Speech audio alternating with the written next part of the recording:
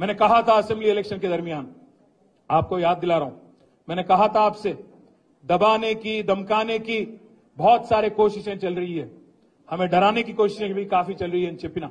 आज आप देख रहे हैं क्या हो रहा है, मुल्क में क्या माहौल है आप देख रहे हैं। कभी एक जमाना था हमारे हिंदुस्तान में, एक मुसलमान राष्ट्रपति था, प्रेसिडेंट ऑफ इंडिया, एक सिख प्रधानमंत्री था, तब हिंदुस्तान खतरे में नहीं था, हिंदू महफूज था। पर आज आप देखिए, एक हिंदू प्रधानमंत्री है, हिंदू राष्ट्रपति है, हिंदू चीफ मिनिस्टर है। अब लोग कहते हैं बीजेपी वाले कि हिंदुस्तान खतरे में है, हिंदू खतरे में है। भाइयों, हिंदू खतरे में नहीं है। आज अगर सच बोलूं तो हिंदुस्तान खतरे में है और बीजेपी की वजह से आज हिंदुस्तान खतरे में है, हिंदुस्तान में जमूरियत खतरे में है।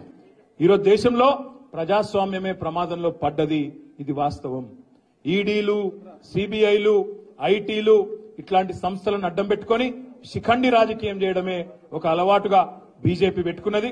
తప్పకుండా వాళ్లకు బుద్ధి చెప్పాలంటే ఈ కాంగ్రెస్ అసలు ఇది కాంగ్రెసా బీజేపీ అర్థం కాదు మనకు కొద్దిసేపు చూస్తే. आप एक मिनट सोचो, ऊपर राहुल गांधी है दिल्ली में, उन्होंने क्या बोलते, चौकीदार चोर है बोलते, चौकीदार चोर है अंटाడు. మరి ఇక్కడున్న రేవంత్ రెడ్డి ఏమో नहीं चौकीदार नहीं है इनो, चोर नहीं है इनो, हमारे बड़े भाई है, चौकीदार चोर है ఆయన అంటాడు, ఈయననేమో बड़े भाई है हमारे అని ఈయన అంటాడు. ఇంకొక మాట మీరు ఆలోచించండి, अदानी के लिए काम करते प्रधानी అని राहुल गांधी అంటాడు. यहां पे रेवंत रेड्डी क्या कर रहे, जाके अदानी से गले मिलते दावोस में, क्योंकि ठंड ज्यादा है वहां पे, गले मिल लिए, वहां डील कर लिए, दोनों कस के पकड़ लेके फोटोग्राफ ले रहे. అంటే అదాని దొంగనా దొరనా చెప్పు మరి నువ్వు. మీ రాహుల్ గాంధీ ఏమో అదాని మంచోడు కాదంటాడు, రేవంత్ రెడ్డి మాత్రం అదాని సక్కటోడు, సొక్కం మనిషి ఈయన చెప్తాడు. गुजरात मॉडल बेकार है, फेक है, ये राहुल गांधी का बोलना है.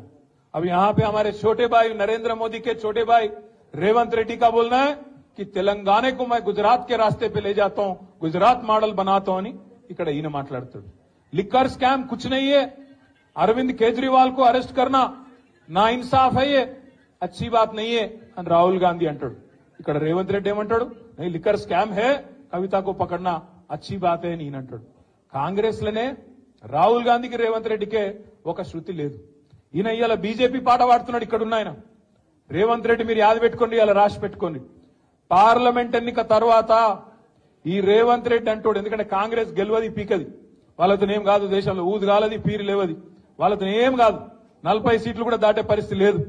40 సీట్లు దాటకపోతే వెంటనే జంప్ అయ్యే మొట్టమొదటి క్యాండిడేట్ ఈ దేశంలో ఎవడన్నా ఉన్నాడా అంటే ఈ రేవంత్ రెడ్డి. మళ్ళా మొత్తం ముఠా కట్టుకొని ఈ నాగేందర్ను బిగేందర్ నా అందరిని తీసుకొని బీజేపీలకు జంప్ అయ్యే మొదటి క్యాండిడేట్ ఇదే రేవంత్ రెడ్డి, మీరు రాసి పెట్టుకోండి.